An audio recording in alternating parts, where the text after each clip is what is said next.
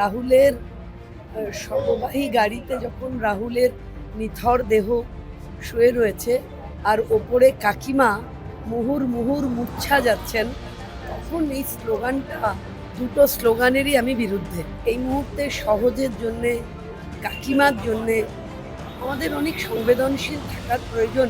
ব্যাপারটা কি জানেন তো, এইগুলো না খুব নোংরা। সুতরাং 4 তারিখ গেরুয়া আবির খেলা হবে যাদবপুরে।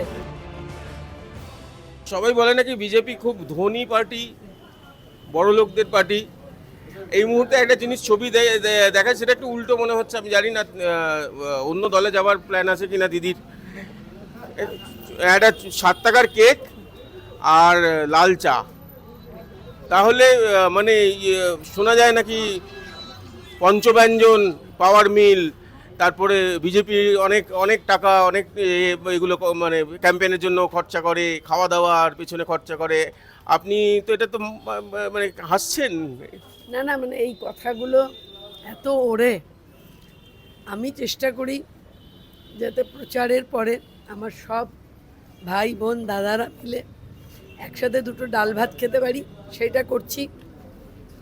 সবাই একটু চা বিস্কুট শুরু করে, আমিও চা বিস্কুটই খাই। আজকে একটু খিদে পেয়েছে বলে একটা কেক খেয়েছি।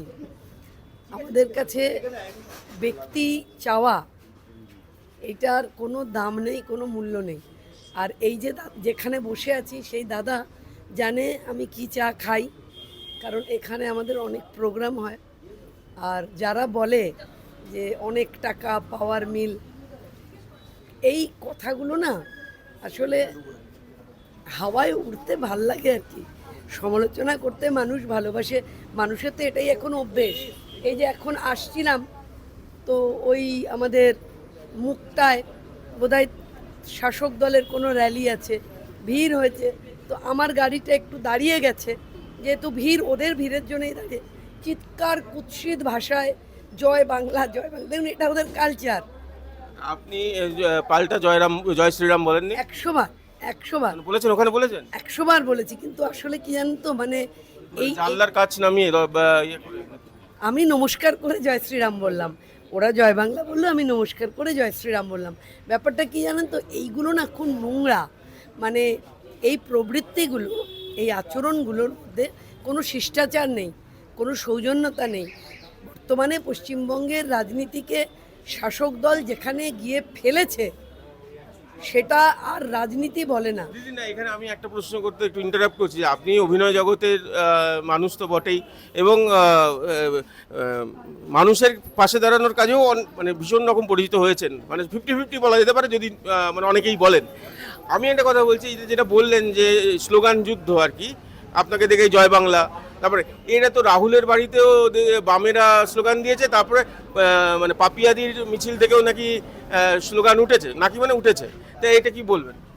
না, যদি আমার কাছে দুটো স্লোগানেরই আমি বিরুদ্ধে। তার কারণ রাহুল আমাদের খুব আদরের একটা শিল্পী, অত্যন্ত ভালো একজন শিল্পী। আমার অনুজ, আমি উল্টো দিকের বাড়িতে দীর্ঘদিন, প্রায় 18-20 বছর রাস্তার ওই ফুটের গলিতে আমি থাকতাম। এই মুহূর্তে সহজের জন্যে, কাকিমার জন্যে আমাদের অনেক সংবেদনশীল থাকার প্রয়োজন। তাই রাহুলের সর্ববাহী গাড়িতে যখন রাহুলের নিথর দেহ শুয়ে রয়েছে আর ওপরে কাকিমা মুহুর মুহুর মূর্ছা যাচ্ছেন, তখন এই স্লোগানটা, আমরা আমাদের সৌজন্যতা, শিষ্টাচার, মানবিকতা, মানবিক মূল্যবোধ, এইগুলো ভুলে গেলে চলবে না। ফলে আমার মনে হয় যে যারা ওখানে স্লোগান দিয়েছেন আগে এবং সেটাকে কমব্যাক করার জন্যে পাপিয়াদির সঙ্গে যারা ছিলেন, তাদেরকেও আমি বলবো, তারা তো আমারই দলীয় কার্যকর্তা, আমার ভাই। কারণ আমার তো প্রত্যেকের সঙ্গে এরকম আত্মার সম্পর্ক। আমি তাদেরও বলবো, শান্ত থাকো, সৌজন্যতা রাখো। রাজনীতিতে সৌজন্যতা ভীষণ প্রয়োজন। শেষ প্রশ্ন দিদি, লাল চায় একবার চুমুক দাও, ঠান্ডা হয়ে যাচ্ছে। সেটা বলছি, বিকাশ রঞ্জন বাবু সাহায্য করছেন না ব্যাগরা দিচ্ছেন? আমার ওনার সাহায্য, ওনার ব্যাগরা কোনোটাতেই কিচ্ছু এসে যায় না। কারণ ওনার যেটা নিজের বাড়ি, যে অঞ্চল, সেইখানে প্রচারে গেছিলাম, এলাকার মানুষজন হই হই করে আমার কাছে এসে বলছেন যে দিদি, বিকাশবাবু তখন মেয়র ছিলেন এবং সেই সময় দাঁড়িয়ে উনি গার্ডেন রিচে জল ঢোকে না বলে আমাদের এখানে ভয়ঙ্কর জলকষ্ট, উনি নিজের বাড়িতে জলের লাইন ঢুকিয়েছিলেন। তারপর যখন পাড়ার মানুষজন হই হই করেছে তখন লাইনটা কেটে দিয়েছিলেন। এখন দেখুন, এদের সঙ্গে মানুষের কোনো কানেক্টিভিটি নেই। এরা ভোট জিততে আসেনি, ভোট কাটতে এসেছে। আমি যাদবপুরে 10টা ওয়ার্ডের প্রতিটি মানুষের কাছে, এমনকি যে চায়ের দোকানে বাম কর্মী, নেতা, সমর্থকরা রয়েছেন, তাদের কাছেও হাত জোর করে অনুরোধ করে বলছি যে ভোটটা কেটে আর তৃণমূলকে জেতাবেন না। আপনারা উল্টো দিকে ভোট দিচ্ছেন, শাসক বিরোধী ভোট পড়ছে, কিন্তু ভোটটা ভাগ হওয়ার দরুন জিতছে তৃণমূলের বিধায়ক, তৃণমূলের সাংসদ।